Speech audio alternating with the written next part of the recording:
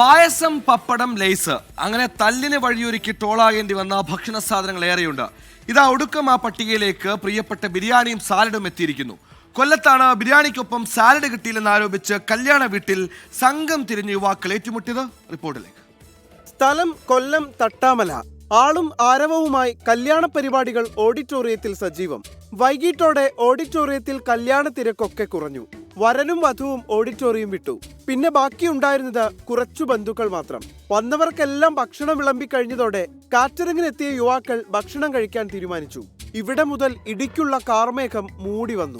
കാറ്ററിംഗിനെത്തിയവർ പരസ്പരം ഭക്ഷണം വിളമ്പിക്കൊടുത്തു. സ്വാദിഷ്ടമുള്ള ബിരിയാണി കഴിച്ചു തുടങ്ങിയതോടെ കൂടെ മിക്സ് ചെയ്യാൻ ചിലർക്ക് സാലഡ് കിട്ടിയില്ല.